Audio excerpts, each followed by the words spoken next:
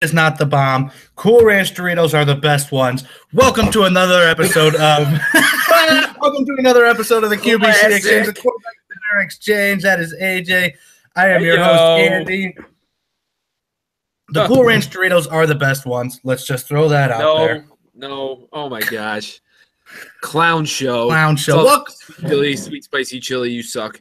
Yeah, okay. Happy 2018, everybody. Thanks for joining us for another full year of the QBC Exchange. We're excited to have you. Whoa, my contract's up in February. Oh, well, I got some awkward news for you guys who enjoy the AJ segment of the show. Moving on. You're taking them all over anyways. Let's start the show off. Our opening drive is brought to you by the JV Report. The JV Report. Get it. Woo! Opening up, we're going to talk about we're going to start out with some NFL news. First out of the gate is Carson Palmer announced his retirement early yesterday. Doesn't come as too much of a surprise to me. AJ, does that surprise you? Nope, not at all. He was talking about doing it last year, and I thought he would have pulled the trigger last year, and he didn't. But it's time for him to move on to the next part of his life. Agreed. No surprise that he did it shortly after Bruce Arians announced. Like you said, it was kind of expected he would have done it last year, but good for him. Now what do the Cardinals do for the 2018 season at quarterback? Is it Drew Stanton's show, or are they going to be hunting in the draft as well? They're going to be hunting in the draft, and hopefully they'll pick up Jay Cutler because I love that guy and I want to see some more football because he's definitely not welcome back in Miami. So that's a or done Chicago, deal. or Chicago or Denver for that matter. And so he's blackballed everywhere, it seems like. For Arizona.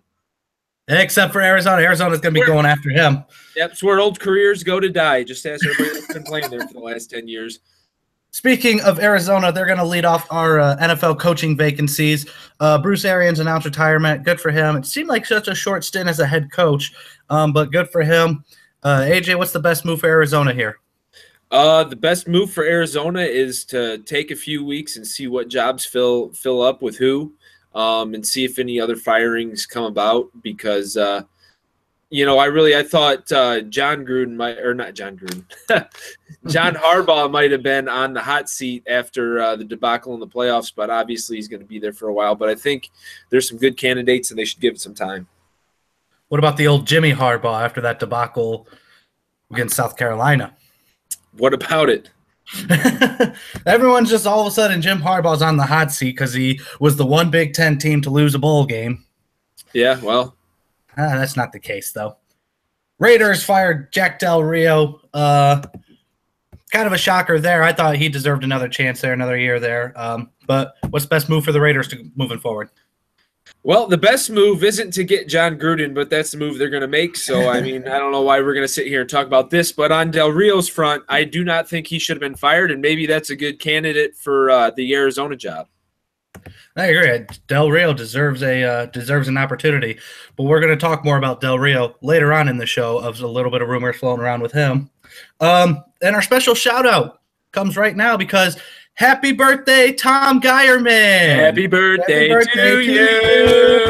Happy birthday, Tom Geierman. So let's give Mr. JV. How old are you now, 29? Oh, boy, more like 92, the opposite way around. Let's give old man Geierman a little hope for his future. As he turns 52 today, the Lions fired Jim Caldwell. What are the Lions going to do? Give some hope to Tom Geierman for his future. Well, as long as they don't hire Jim Bob Cooter, they'll be all right. And as long as they get rid of him on offense and get rid of that whole staff, bring in somebody like Matt Patricia, they'll be all set. But Jim Bob Cooter is not the answer, and he never will be. And he should be gone with Caldwell because he sucks. Lions interviewed Jim Bob Cooter. They interviewed Terrell Austin, and they interviewed the defensive coordinator for the Texans today. I forget his name. Used to play linebacker for Ohio State. Mike Vrabel. That's right. Thank you.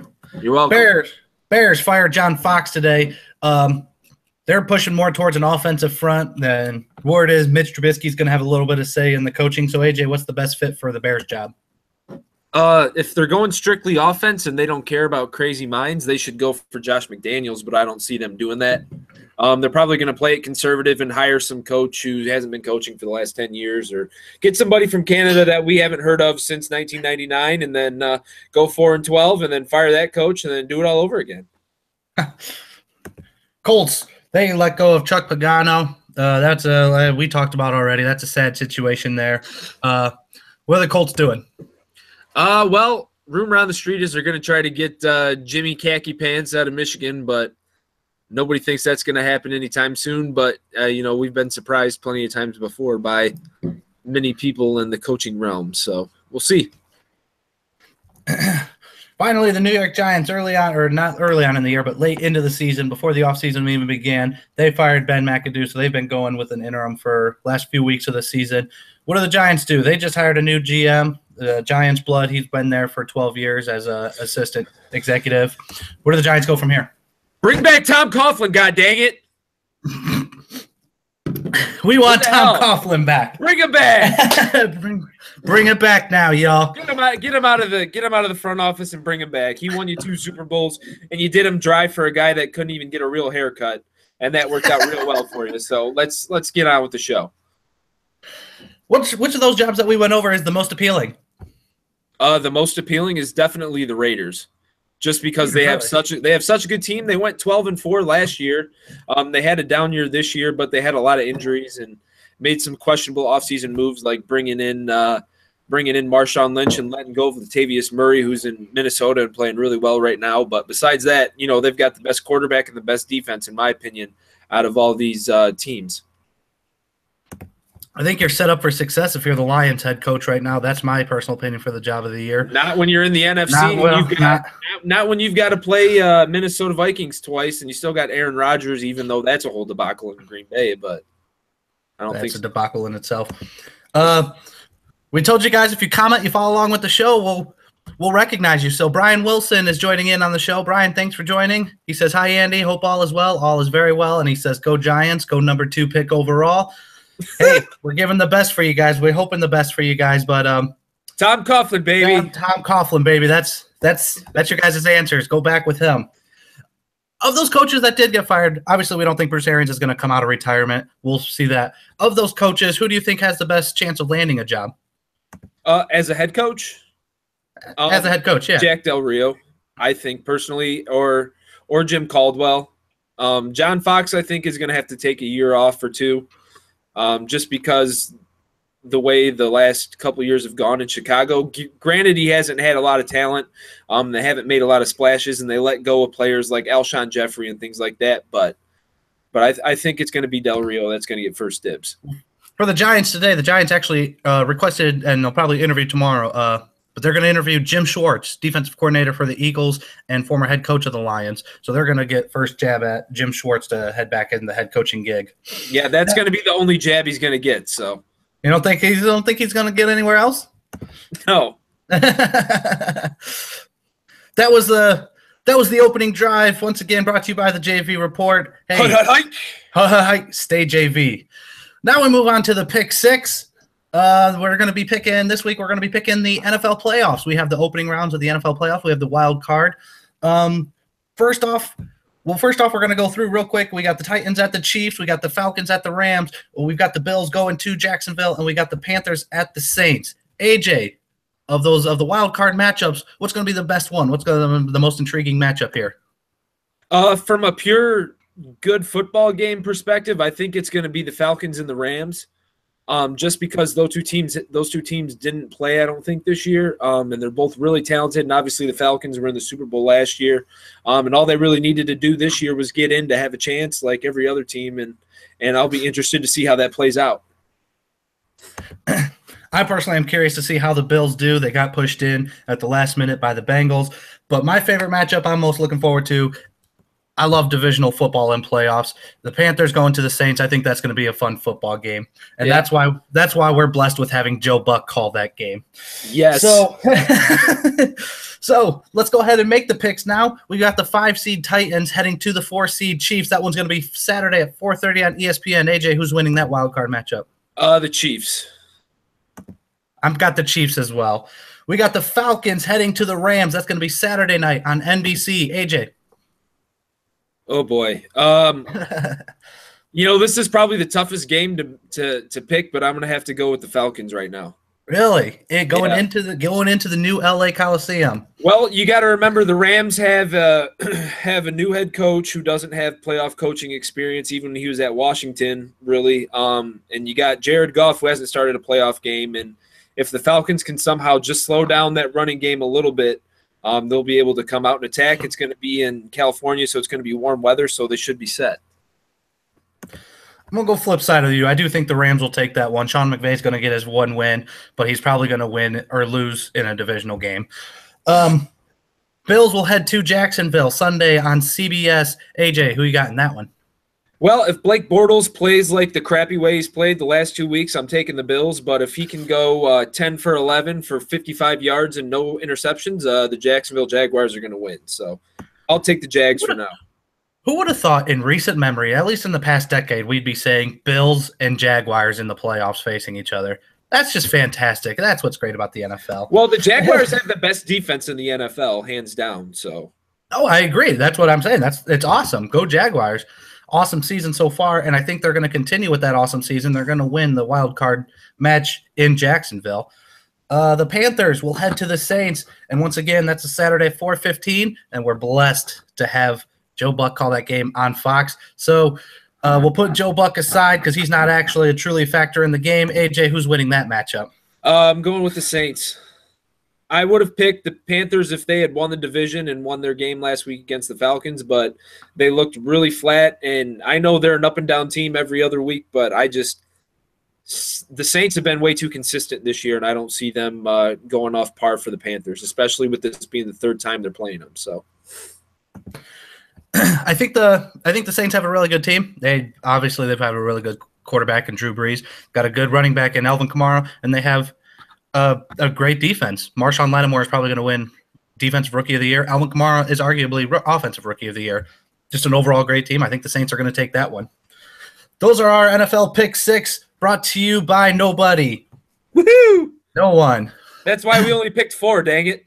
We picked 4. You were not cheapskating. You were cheapskates. Now that we looked towards the future, let's bring it back a little bit to the past, and let's go back over that. Was that not the best Rose Bowl game we ever saw? Let's talk some college football playoffs. Arguably one of the best Rose Bowl games and college playoff games we've ever seen. Don't you agree? No, I don't agree, but it was a pretty good game, yeah. Well, excuse me, that the first Rose Bowl game ever go to overtime. The best Rose Bowl game of all time is that national championship in 2005 between Texas and USC, when Texas had Vince Young and USC had Matt Leinart and Reggie Bush and all those other guys on that squad. That was the best Rose Bowl game of all time. Agree to disagree, because that was a pretty good Rose Bowl game here too. I'll give you that was a good bowl game. You don't have any hindsight. You just look at what you saw last week, and you're just like, I want to watch that. Yeah, the flavor of the week. That's all I pick right here. You bet. Let's ask the question that everybody's asking, because let's get it out of the way. Did Georgia win that game, or did Oklahoma lose that game? Georgia won that game. I mean, they scored more points than Oklahoma, didn't they? Thank you. 100% agree. That's how you play football. You play to win the game. You play to score more points than the other team. And Georgia won that game. They came out lackadaisical in the first half. They scored more points afterwards. They scored more points in the second half. That's how you win football games. Yep. Football game isn't just a half. Did Alabama look like Alabama against Clemson? Is it just the old Alabama rolling through the playoffs this time of year? No, I think Clemson looked a lot like the Clemson team that played Syracuse when they lost that game earlier in the year. Clemson came out really flat, and I thought I had a hinkling that was going to happen, just based on the way Kelly Bryant's been playing throughout the year, where he relies so much on his legs. And against Alabama, you can't beat them just by running the ball every play. You got to be able to air it out, and he just hasn't been able to do it that well this year. So that's a case where Clemson lost and Alabama didn't win. No, Alabama won. I mean, they played well. You asked me if they look like the old Alabama, and I said, no, they don't. They look better than Clemson. I mean, they're still the best team in the country. Don't get me wrong there. They're still the best team in the country, but they don't look like the old Alabama. The college football is getting a lot of flack for having an SEC versus SEC national championship. Did we get the two best teams in the national championship, or we got the four best teams? We got the four best teams in the playoff, and they didn't make them play each other in the semifinals, and they each won their games. So I don't know what there is to complain about. I mean, this is the second SEC national championship, but this was a 14 playoff, and it wasn't like the old BCS days when LSU and Alabama played. This is nothing like that. Now we have to build a little bit of a case for Central Florida because they came out and they shocked the world. They came out and shocked Auburn, and they might be taking it a little too far today as they announced that they're raising a national championship banner in their stadium. And whatever makes you feel good. Hey, we're going to give them props, too, because every coach on the coaching staff is actually going to get a national championship bonus, too. They're not just hanging up a banner. They're giving a national champion bonus to every coach. So good on Central Florida on that part, but are they getting a little ahead of themselves? Yeah, they are, because if you put them through the gauntlet and you made them play in this playoff, they wouldn't win 2 games. First of all, Auburn didn't want to play that game because they were playing Central Florida. They had already played Georgia and Alabama twice and Clemson this year. So they've played 3 of the 4 playoff teams, and they were out because they had the hardest schedule in the country. I mean, they had to play Georgia twice, and that's what kept them out of the playoffs. Agreed. Do you think Auburn would have made a better chance in the playoffs than Alabama? No, I think, in all honesty, I think the 3 of the 4 best teams were Auburn, Alabama, and Georgia. And there was no way to get them in. If Auburn had beaten Clemson, then that would have been the case that we would be dealing with right now. Right. Now, finally, let's finalize this talk of the college football playoffs by picking who's going to win this national championship, Georgia versus Alabama, AJ. I got to go with Alabama taking on his kin and Kirby Smart, man. Alabama and Nick Saban, they're too good all the time. They're too consistent.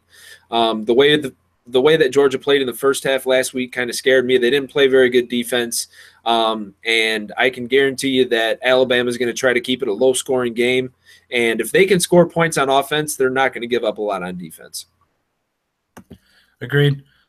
0-11 is the record that Nick Saban predecessors have against Nick Saban since he's been at Alabama. Chalk this one up too. Kirby Smart hasn't had an opportunity against Alabama yet, but he's going to feel that one. Alabama will win this national championship. That was the college football playoff talks brought to you by, well, yeah, we said nobody. Of course. Let's take it off. Let's take a little down the road for the final drive here. Let's take on the final drive. For those of you who haven't heard about Project Wolverine, in the baseball world, Project Wolverine was this quote-unquote secret agenda that the ownership group of the Miami Marlins, a.k.a. Derek Jeter, gave to potential investors to the Marlins group. And it's a plan to make the Marlins profitable in 2018 and even in 2019 as well. Now, profitable means slashing payroll. And by slashing, we mean gutting, disseminating payroll. Giancarlo Stanton's already gone. They're trading away other high salaries. And now they're going to focus on ticket revenue. They're going to focus on sponsorship and TV deals. So now my question for you, AJ, is does this diminish the integrity of baseball? I mean, we talked about this earlier in the year. You talked about it last year. We talked about it last year, but is Derek Jeter ruining the game of baseball? He is in South Florida. I mean, just go back to that interview with Levitard and Manfred. I mean, he straight up caught him with his pants down, and Manfred said he had no idea that there was going to be payroll slashing. This plan isn't going to work because nobody's going to watch bad baseball. Yeah, I mean, you're going to see season ticket holders not go to games. You're going to see them. They're going to not buy season ticket holders. Yeah, exactly. They're not going to buy their seasons. Nobody wants to go watch a AAA team get whooped for 162 games in the major leagues. We're not diminishing you Toledo Mud Hens, though, but we highly recommend going to see Toledo Mud Hen games as well. That's different, but that's different. It only costs $8 to go to that game, and Derek Jeter wants to charge $700 a ticket for you to sit there and watch a team lose 7-0 every night for the entire season. Well, where's the balance of making a profit in baseball or any sport for that matter and producing on field? Do you have to find that perfect balance? This all falls on the MLB because they wanted to get Derek Jeter involved in Major League Baseball. He didn't have enough money to be an owner by himself. I mean, he only put in $25 million into the stake of the team, and it cost $1.2 billion. There were other suitors that were willing to pay a lot more and had a lot more money to spend than these guys that they brought in. They knew this was going to happen the whole time, and they're all full of crap if they say they don't. They just wanted to get Derek Jeter involved, and it was bad for baseball. The whole thing all the way around was bad for baseball. It was bad for South Florida, and it's going to be bad for Derek Jeter because he's going to look like a jack-off in about 2 years. Which is too bad because I was excited for Derek Jeter. I didn't see this. Too bad now because Alex Rodriguez is going to be more popular than Derek Jeter in about 3 years, so – who thought that was going to happen anytime soon? Right. No, I agree. Alex Rodriguez, he's the better baseball player. Well, he's also on TV and not ruining Major League Baseball teams. So no kidding. Good old Fox Sports hiring Joe Buck and Alex Rodriguez, man. I love it. South Florida baseball is ruined. The MLB is ruined, going downhill. We can't find that perfect balance of making a profit and putting a product on field. So that's Derek Jeter's focus, is making a profit. It's time to move on to close out the show with not AJ's rant today. It's not even Andy's rave. It is Andy's rant, and it is my time to rant. Because Andy takes over AJ's rant for 2 weeks in a row. 2 weeks straight. Oh, my God. This guy. Listen here, Andy. I'm the guy that runs the show, so I'm going to do a rant today. Well, give me a break, Andy. Nobody wants to do that. I even texted you yesterday as soon as this happened saying, I'm ranting tomorrow. You can't do anything about it. Let me get focused for this rant. Have you seen my dad? Oh, because get out of my bounty hunter meeting with an F word in the middle of it. That football organization in Cincinnati is perfectly fine settling for mediocrity. They decide to bring back their head coach Marvin Lewis this year. They signed him to a 2-year deal. Which I guess the 2-year deal was in order to match their highest win total this season, or their highest winning streak this season. He gets 1 year for every straight game that he won this year. And that's because Mike Brown, their owner/GM, is way too loyal. He is way too loyal, and he does not care about winning. He just cares about the people around him. He just wants people to tell him yes. He wants people to tell him yes. That's all he wants to hear. He's too loyal. He doesn't care about searching outside. He wants to be loyal to the people around him, his yes men. Now, I don't know what's worse. But I don't know what's worse because Mike Brown was kind of deliberating and waiting to see what the Browns were going to do with Hugh Jackson. Now, if Hugh Jackson was going to be looking for a job, they were going to say Hugh Jackson's worse than Marvin Lewis. Let me tell you. Exactly. That's what I'm saying. If Hugh Jackson didn't have a job in Cleveland, they were going to say goodbye to Marvin Lewis, and they're going to bring in Hugh Jackson. I don't know what would have been worse. I really don't know. I feel like the Hugh Jackson move would have been worse. But now we're stuck with Marvin Lewis for another year. You know why? Because the Brown family only cares about mediocrity. There's a huge disconnect between owners and fans and general manager and fans because the fans wanted Marvin Lewis. We've said our goodbyes. We've said thank you for everything you've done, but it's time to move on. But they don't care. He cares about loyalty. He cares about his people around him. Well, then stop going to the games and stop watching them play on TV. Well, that's what's going to happen. They're going to see a decline in season ticket holders. They're going to see a decline. No, they're not, because it's the NFL. It's never going to happen. I'm sorry. Everybody already forgot about the national anthem protest from the beginning of the year. I'm sorry. Was this AJ's rant or was this Andy's rant? Thank you very much. Good. Now, they have a couple of bright spots for the 2018 season, and that's the fact that they have just under $38 million in salary cap. Please do something this free agency season. Make a splash. Like cut Andy Dalton because he sucks. Like cut Andy Dalton. Well, what are they going to do from there? Because AJ McCarron's a free agent now. He's not going to resign. So who's the only other quarterback? No. The way that they fumbled that trade for A.J. McCarron, they're not re-signing A.J. McCarron. They could try. I would love it if they tried. They're not re-signing A.J. McCarron. Number one, they're not going to cut Andy Dalton. Andy Dalton is under contract until 2020. Number two, the only other quarterback on the Bengals roster at this time, Jeff Driscoll. Yeah, because that's the direction we want to go is Jeff Driscoll. Jay Cutler. Jay Cutler will sign $1 million contract for one season. I'll take Jay Cutler at this point. But hey, there's a lot of good free agent quarterbacks. Just throwing you off topic here for a second, like Teddy Bridgewater, Kirk Cousins. They can do a lot with the money they have. Hey, you know what? I'd sign someone. Like I said, $38 million. Then they have to sign another quarterback or draft another quarterback late in the draft. And they could have $50 million if they cut Andy Dalton. So, well, no, because they're going to have dead cap because they owe him so much. I forget exactly how much it is.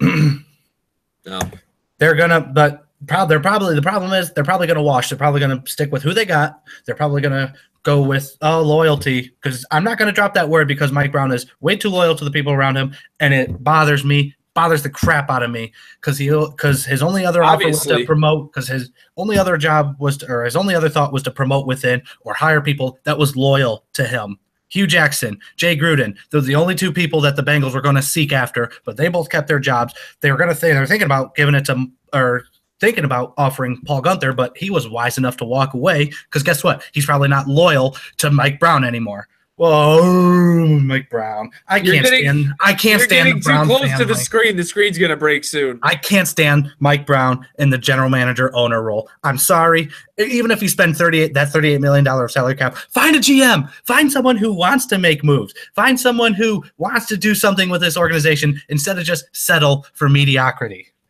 Now, what they can do is, like I said, Paul Gunther walked away, and the early talks is that they're gonna seek after Jack Del Rio for the defensive coordinator spot. Now, again, that's early talks. I personally don't see that happening, but the thought of that does get me a little excited if Jack Del Rio doesn't get another head coaching opportunity. I'd be very surprised if he doesn't, because what he did with an Oakland Raiders team, he did well. So I'd be very surprised if he doesn't get head coaching opportunity. But if he doesn't, defensive coordinator Jack Del Rio will be calling you. I'm fine keeping Bill Lazor. We just need a defensive coordinator that can. Bill Lazor sucks. He's not worse than Ken Sam. That guy was in Miami. That guy was in Miami under Joe Philbin. He's terrible. Get him. He's not worse than Zampese. I'll keep Bill Lazor for another year. Bengals re-signed Bill Lazor today through a contract extension. Gross. But the problem is we get all this talk of Jack Del Rio, but at the end of the day, they're not going to. You know why? Loyalty. They're going to promote within. They're going to make some linebacker, D-line coach. They're going to make a water boy who's been loyal, who gave Mike Brown a glass of water one day. They're going to promote him to defensive coordinator. It sickens me. Sounds good. Get someone who wants to win in Cincinnati. I mean, this guy, Mike Brown, he is just the worst. I'll take Derek Jeter in Cincinnati right now. No, you wouldn't. You're full of crap. You'd have the Cardinal Stritch football team out there losing 75-0 so they can make a profit. Cardinal Stritch. No, we sucked. We couldn't even win high school games. How the hell are we going to play in the NFL? AJ, your closing thoughts. Wow. Great rant. Don't ever do it again. Thank you. I like my time in the spotlight. Well, here it is. Take your time in the spotlight to say anything you want. If you liked what you saw today, check us out and click the subscribe button. Leave a comment down below, and then we got to talk breaking news real quick. Breaking news. Breaking news. What? End of January, Taco Bell announced that they will be bringing French fries to their restaurants. I kid you not. Look it up. It's going to be served with nacho cheese. That's gross. It's gross. No, it's French fries with nacho seasoning, and it's going to be served with nacho cheese. That sounds terrible. If you liked what you saw, leave a comment. Go ahead and subscribe. Leave a subscribe. AJ, tell the fine folks goodbye. Goodbye, fine folks. We'll see you all next week. Thanks for joining us. Happy 2018. Happy birthday, Tom Geierman.